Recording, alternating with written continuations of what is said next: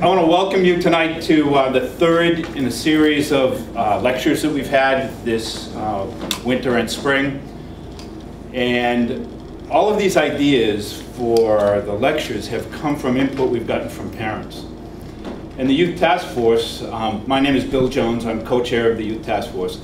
The Youth Task Force is really interested in getting your input about what other kinds of information that would be helpful to you as parents so that we can go ahead and set our lecture series for next year. And we've been thrilled with the responses we've gotten from people, with the people who have come to speak. Tonight I think we're really blessed and lucky to have Kathy Meyer here to speak with us, whose daughter Taylor met a tragic death about 2 years ago. If you've seen Chronicle or the early show, you probably have seen her or read about it in the newspaper, and I think she sends a really powerful message to all of us about the responsibilities that we all need to take. And then we were supposed to have Mark Hoover, who has been here 2 other times, to talk about social host liability from the legal standpoint. But he's involved in a trial that he couldn't get away from, and so we'll try to fill in a little bit at the end and talk a little bit about social host liability, but we are not lawyers and we can just kind of fill you in on what we've learned from Mark over the last 2 times that he's been here. But I want to introduce Kathy, and I think that everybody will get a great deal out of what she has to say tonight. Thanks, honey. Sweet. Hi, guys. Thanks for coming. I can't believe that you guys come out on Friday nights for these things, so I'm very, very impressed with that to begin with. But I just wanted to say, you know, I tried to get to your kids today, and I wasn't able to, so unfortunately that thing called work got in the way of it. But I will absolutely 100% come back to speak to the kids. Chris and I were actually walking down your streets when we had like an hour to kill and ended up finding the teen center that you have here. So I'm actually going to swing in there afterwards and just try to hang out with some of them if I can. He said you could have anywhere from 10 to 50 kids. He doesn't know, so I'm going to swing in there afterwards. But my daughter, Taylor, passed away October 18th, 2008, so just a little over 1.5 years. And unfortunately, when that happened, there was no way that I could let that be. I mean, she was 17 years old. She was amazing. How many of you have 17-year-olds in the house here? Yeah. She was just like your kids. There was no way for me to be able to understand how I could lose her at 17 and not have a reason. I have a huge faith, thank God, and there's just no way that that's all that she was supposed to be. And when I come and I speak to your kids during the day, I let them know that they're the reason why this happened to my family, because they're going to listen to her story and her message and learn from it, you know, and they're going to make better choices, and they're going to have long lives, and they're going to give you grandkids and get married and do everything that they should have been able to do that Taylor can't. So that's how I started talking. Literally 2.5 months after she passed away. I don't know how I got the strength, and if you read the eulogy there, I just knew that it was going to be that I was going to go to schools and speak to the kids. Speak to the kids was easy. I've been a mom for 21 years, piece of cake. You think you can talk to everybody's kids. When I made a decision to speak to parents, not so easy, because you know what? As a mom, I have to stand up here and tell you that my daughter died from binge drinking, and that's not easy to do. But honestly, I have so many things that I've learned since then that I wish I could do differently, and if there's any way that you guys can learn from that, that's why I do it. So I go to schools and I speak, and I usually do the whole class, freshmen, sophomores, juniors, and seniors, and then I come to the parents and talk at nighttime. So what I do is I usually just tell the story to them, and I tell them I'm not here to preach to them. I'm here to let them learn from her mistakes and her friends' mistakes. And I bring 2 things with me. The 2 things that I usually bring, and I don't have tonight because I didn't want to risk losing it, is her huge senior portrait. And I bring that because I want the seniors in the room to see that she was just like them last year. She should have graduated in 2009. And she's got this beautiful hairdo, nice straightened hair, makeup on, prissy little sweater. And I try to explain to them with her fake smile that that's not who Tay was. Tay always went to school with a big blonde pile of hair up on top of her head. She always had some guy sweatshirt on, some sweatpants. She never cared what she looked like, and that's who Taylor truly was. And that's why I bring the slideshow that you'll see behind me. She's the one on the left over there. And I bring that with me because I want our kids to see her being her. I want them to see her on my shoulders putting up the Christmas tree angel like she did every year. I want them to see with her two brothers. Zachary was 19 at the time and Logan was 10 at the time. And I want them to see that. I want them to realize that she's no different than them. I want them to see that her friends are no different than her friends, and they get it. So I'm gonna start that with you guys as well. And you're just going to see your kids up there. I mean, they're all the same. They all, unfortunately, you know, go through the same thing in life, and sometimes they make bad choices. It was October 17th. It was a Friday night, and it was homecoming night. And the kids got together on Friday afternoon, and they decided they were going to function and pre-party before the homecoming game. It was homecoming night. When you see the pictures of Taylor in that green shirt, you saw the first one, those are pictures from Taylor the day she passed away.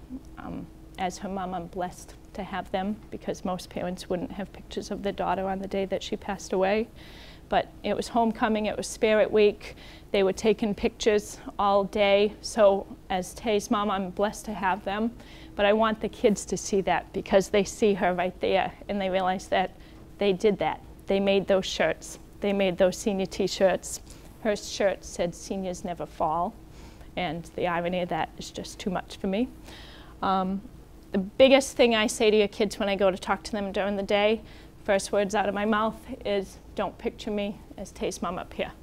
I want them to picture me as you. I want them to see you. I want them to see their mom, their dad, their aunt, their grandparent, their aunt, their uncle, whoever it is that loves them standing up here. Because I try to explain to them that with one wrong choice, that's who's here, because Taylor was a good kid who made one wrong choice, and they get it. As soon as those words come out of my mouth, they sit here and they see you standing here.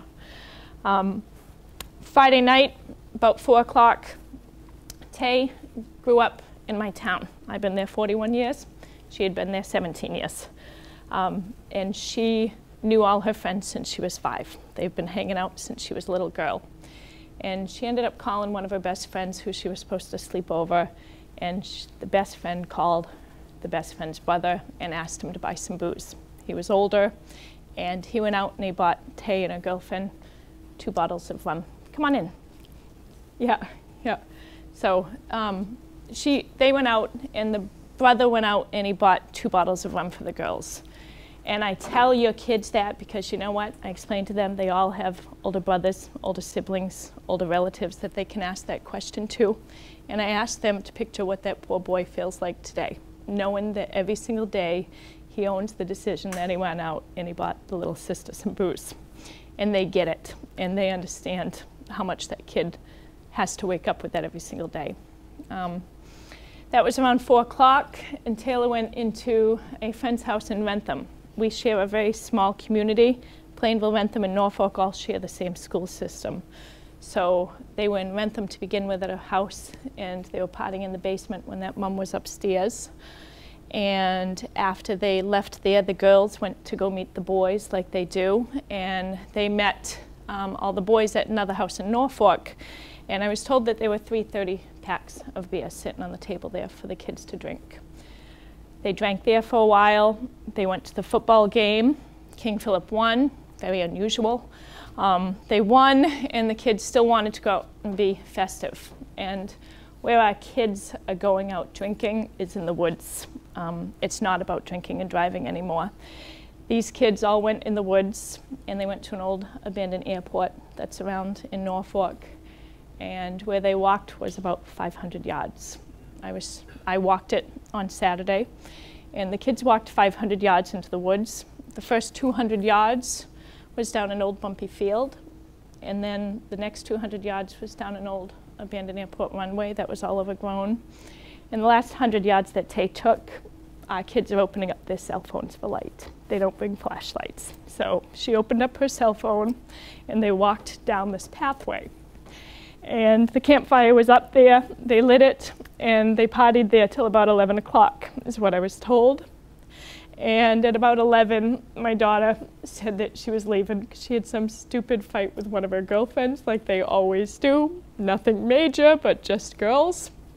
And my daughter started to walk away. And she started walking away in the opposite direction, deeper into the woods. And I was told by the kids the next day that the 22 friends that she was with laughed. And they said, "Tay, you're going in the wrong direction." And they supposedly pointed Tay out the right direction to go by herself those 500 yards.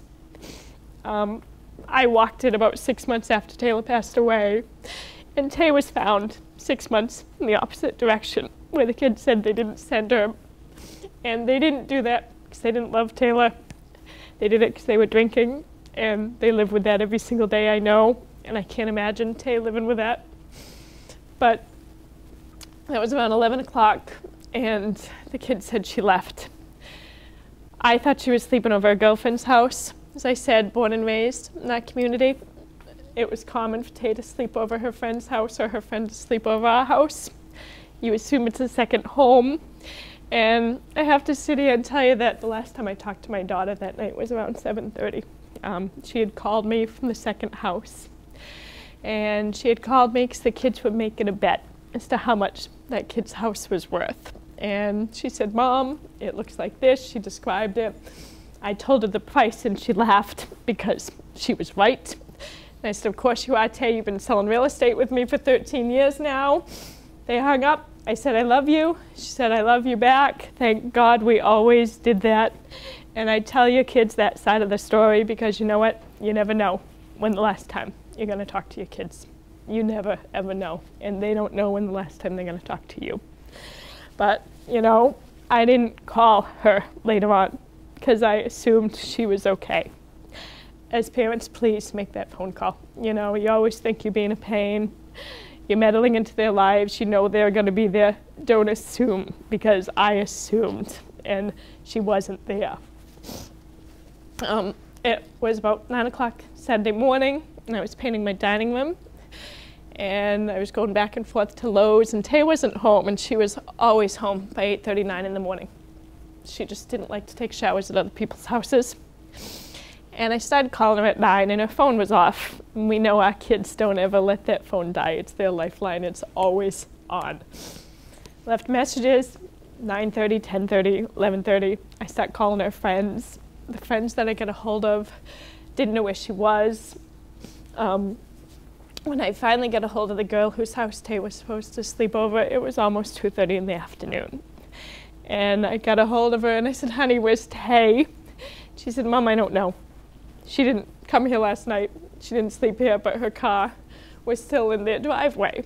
And that poor girl knew something was up with Taylor because it wasn't normal that she wouldn't come get her car. And she was calling Taylor all day. And I tell you kids this when I come and speak to them because you know what, if there's ever anything strange, I want your kids to call because they were calling her, but they didn't call me because they were afraid of getting her in trouble. And I let those kids know that, you know what, make that phone call if something seems strange. But those parents saw my daughter's car in that driveway too. And they never called me to say, "Why is Tay's car here? Was she supposed to sleep over?" If you see something strange like that, please make that phone call because it could have been hours. We could have been looking for her. I mentioned that Taylor had been at the football game. And when she was at the football game with the kids, after the second party, they went to the football game. My daughter was walking around the football game in a white tank top and a pair of jeans in October. She sat up on the bleachers, and she sat up next to someone I've known forever. Her daughter plays softball with Taylor, has been since she was about 5. And she sat and she talked to Tay for about a half an hour. And that poor woman had to come and sit at my couch 2 weeks after Taylor passed away because she had to tell me that she saw Taylor there and that she knew she was drinking. And she asked Taylor when she was there, "Are you okay? Are you driving?" And she said, "I'm fine. I'm not driving." And she let Tay go. And she let Tay go because she assumed she wasn't driving. She was going to be okay. And that poor woman knows that every single day that she could have called me and make that my responsibility. And as a parent, I want you to know, make the phone call, because we all have to co-parent together, and you need to be able to make that phone call if you see someone else's kid who's been drinking. Because you know what? I could have owned that myself and taken on that responsibility. But more importantly, you got to be ready to receive that phone call as parents. You have to be able to say, okay, thank you so much, I will do something about it. And a lot of parents don't make that phone call because we don't want to be one of those name callers. We don't want to be that one who puts that kid under the bus.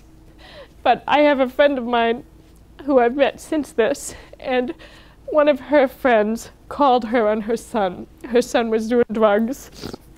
And her friend called her and she said, your son's doing this. And she said, thank you. And I try to explain to people, which phone call would you rather make as a parent? Would you rather have to sit on my couch and talk to me 2 weeks later? Or would you rather have made that phone call before? So just please learn from that.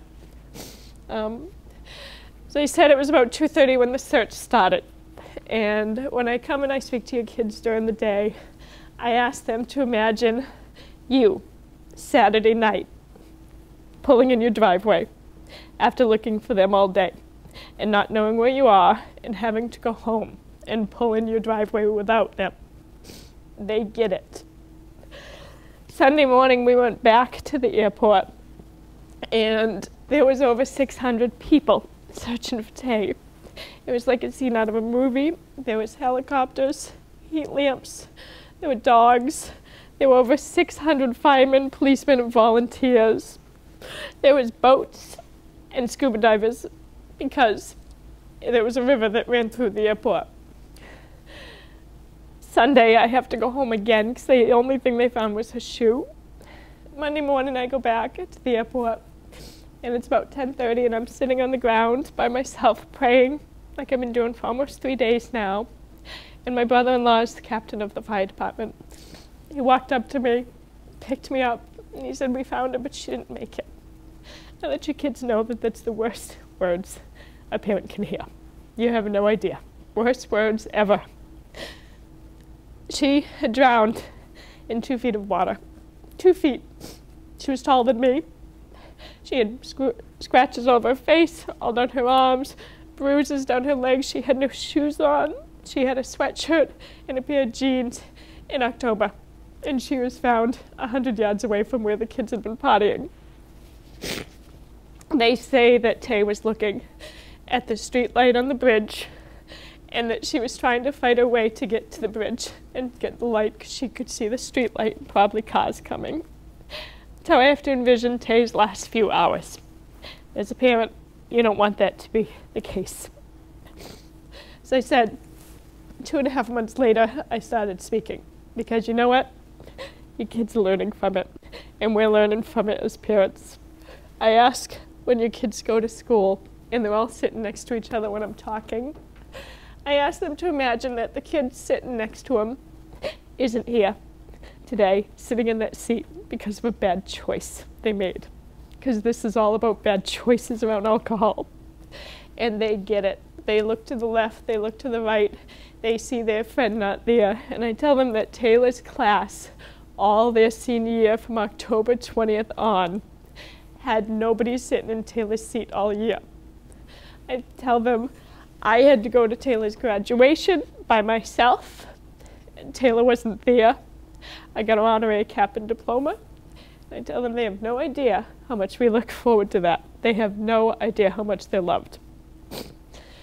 After Tay passed away, I shut her door to her bedroom.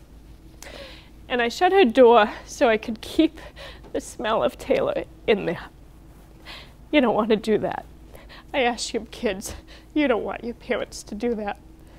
My youngest son, Logan, who's the little blonde kid with the big ears, and I'm allowed to say that because he's my kid, he's right there. And Zachary's my oldest, who's 19. Logan's room was across the hall from Tay's, and the door was shut. I knew it wasn't healthy for him, so I had to clean it out.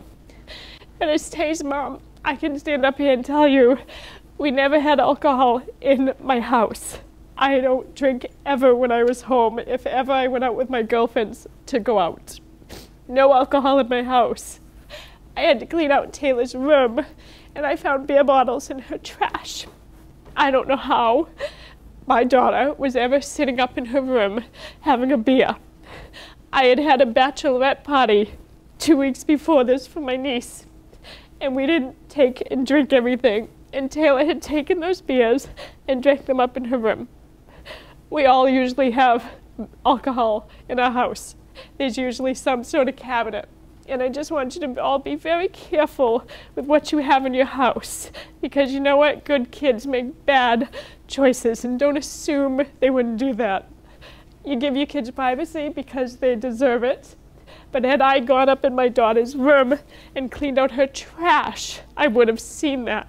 And I would have known she was doing something. So please, you know what? Don't give them all that privacy. Tell them you're going to put their clothes away. Do whatever you need to do, because I should have known that. You know, you have to look back as a parent and say, what could I have done differently? And I've told you a lot of things already. But one of the things with Taylor is, before, when I was calling her that morning, I didn't have all of Taylor's phone numbers of her friends. I had some of them. Taylor's best friend, who she's had since she was 5, and I've had her number for years, didn't have her cell number. Knew her home number like that. Did not have that girl's cell number. I had gotten a new BlackBerry the week before. Numbers didn't transfer over. So make sure as a parent that you have every number and every number of the parents and every phone number that you could possibly have, because you have no idea how important they could be, guys. You have no idea. When Taylor was about 14, MySpace came out. We all have kids, we all know. MySpace. And she asked me if she could get an account. And I said, of course you can, Tay, but I'm going to get one, and I'm going to befriend you. I'm going to befriend your friends. I'm going to befriend this person and this person, because you know what? I was afraid of a pedophile coming to get my little beautiful girl. I was not afraid of her and her friends getting her. That wasn't even a remote concern for me. Facebook came out. I never got a Facebook account. My daughter had one. My cousins had them. My nieces had them. I never got an account. If I had seen Taylor's Facebook account, I would have been concerned. Kids nowadays are so blatant, you have no idea what they'll paste up there. It's amazing to go through there and see the pictures, guys. And get a Facebook account. Befriend your kids, befriend your friends of your kids. Make sure it's the real one, because if I had seen her account, I would have been worried. I talked about my girlfriend on the bleachers and making phone calls. You know what? After Taylor passed away, we have a small community. Immediately afterwards, Taylor's friends all continued to go to parties. And I don't know if you saw it in the news, but 3 weeks, not even 3 weeks after Taylor passed away, 2 of her best friends were at one of those parties. I have memorial bracelets for Taylor. I gave them all out at her funeral. And I had said to the kids, please have each other's back, take care of each other, make good choices. And I went to the courthouse on that Monday when those kids were going there, because I wanted them to see me. And I wanted them to say, okay, how can I do this? And when they walked in the room, I asked them to give me the bracelet, that they didn't deserve to wear them. Those kids took them off. They didn't say anything, and they just gave them to me. They knew that they were wrong. There were parents in that lobby. It's a quarter of the size of this room, if that. Not a single parent came up to me. Not one. And I know I'm everybody's worst nightmare, but you know what? Teachable moments. A kid was there, teachable moment. Come up to me and say, what are they doing? What can we do together to make this work? The 22 kids that were with Taylor that night all had to go to court for being in possession of alcohol, and supplying the alcohol and whatnot. And they all agreed to a program. They had to do 8 hours of community service, they had to do 8 hours of a Brains at Risk program, and they had to pay a $50 fine. And the kids were all in the room with the majority of their parents. We were in the courtroom, and the media was there. There was a video camera. I looked back, and I was so upset with those kids because those kids had their paperwork hiding their faces. I was more upset because there were parents there hiding their faces. You know what I would have done to be able to sit there with Taylor and have her learn something from this? I would have given anything for it. They had teachable moments for their kids, and they didn't let them learn from it. They wanted them to be ashamed of it, and they have to learn from it, and we have to just co-parent together and let the kids learn from it. You know, when I talk to kids during the day, I tell them, I have Taylor's senior big picture with me, and it's huge. And I point to it, and I say, you know what, guys? When I leave here, I put that picture in the front seat of my car, and I talk to her. And I sing her music, and I talk to that photo. She's the only one talking to me, guys. She's not talking back to me. I'm the only one talking. And I let them know that, you know what? Taylor didn't call me that night when she needed help. I, as a parent, have to hope the only reason why she didn't do that is her phone was in the water. But you know what? I talked to her about everything. We had an open relationship. I knew things about Tay that most of you probably don't know about your kids. And I would have thought that she could have called me and told me anything and called me if she was in trouble. You would not believe how many times when I'm sitting in front of your kids at schools and I ask them the question if they would raise their hand if they thought they could call their parents if they were in trouble, not even half of them raise their hands. I'm stunned because you know what? We should be having these conversations saying, you know what? You're in trouble? Call me. I will be mad as hell as you the next day, but there'll be a next day. And they're afraid to call us. You gotta talk to your kids. You gotta tell them that it's okay to call you to make good choices. I ask the kids that, you know what, they're faced with it every weekend, and I have so learned that since this. I have learned that our kids are faced with something like this every single weekend as to whether or not to drink or do something. Every single weekend. And I asked them to imagine when they're piling all their girlfriends in the car or all their guy friends in the car, to picture you in the back seat, the husbands in the back seat, the brothers, because you know what? We're in there. They have no idea that our every single move they make during the day affects us somehow. They have no idea, but they get it. You know, and it's not easy. And those flyers that I give out have my email address on the back of them and my phone number. And kids write to me afterwards. And you would not believe how open and honest they are with me. I've got 2 emails that I always read whenever I do these. And one of them is from a senior in Bellingham High School. He was a football player, adorable little thing. He wrote to me weeks after I spoke, and he wrote this. He wrote, "A couple weeks ago, you talked at my school about Tay. The talk really hit me, and I wanted to tell you I didn't forget about it. See, it's hard for me to say this, but I was going to a huge party, lots of alcohol. I wasn't thinking, you know, being a teenager, ha-ha. I pulled up to that house, and I thought of you and Tay. Seeing her picture there on that stage and knowing that you were not physically with her killed me.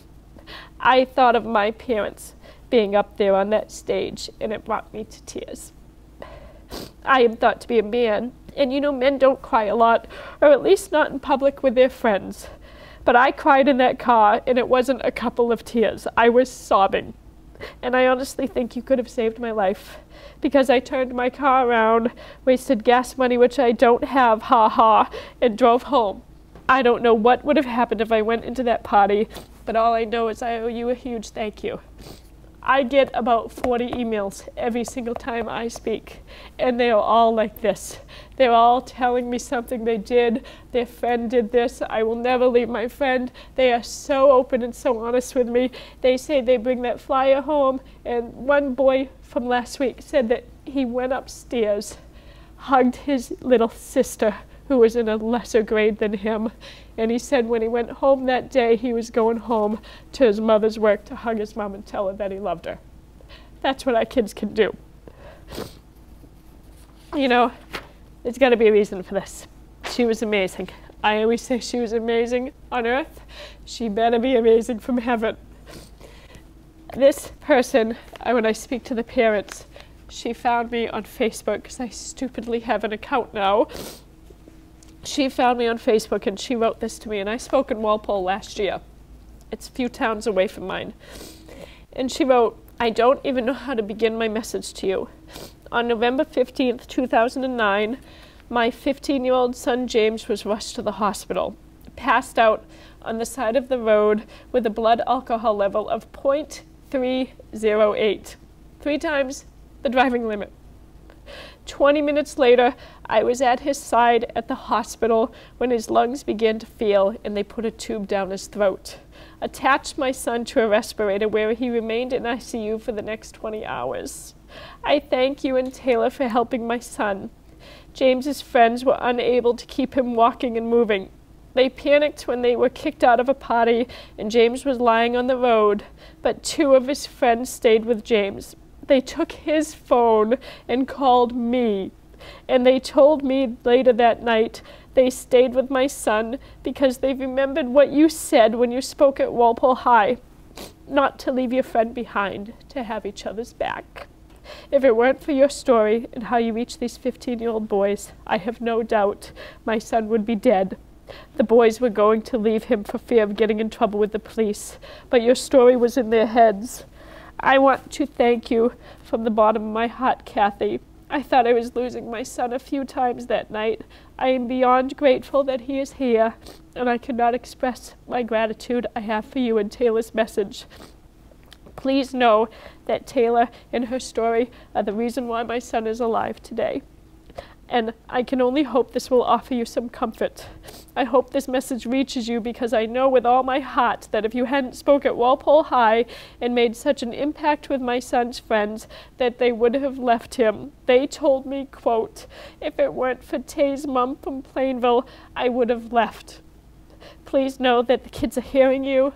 You're making a difference, and you have changed my life and James's forever. Thank you, Kathy.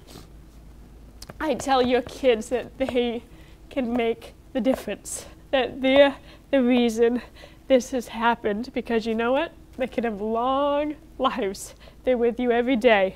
I let them know I have Taylor's picture of her face tattooed on my arm.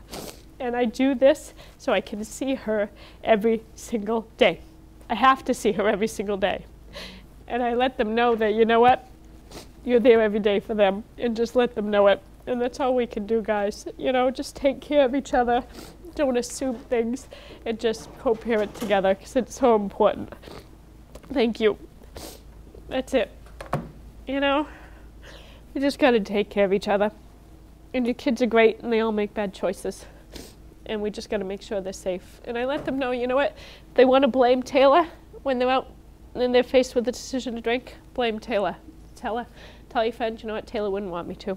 She'll come and haunt you. That's it. And they get it. So I just hope your kids are safe, you know? That's it, guys. So, yeah. Oh, thanks. And I always I am okay. I get emotional when I talk, obviously. I know she's okay. I know it with all my heart. And I have a faith, and I know it. But she's going to make everybody else okay. So just take her with you. Keep her in her heart. That's it.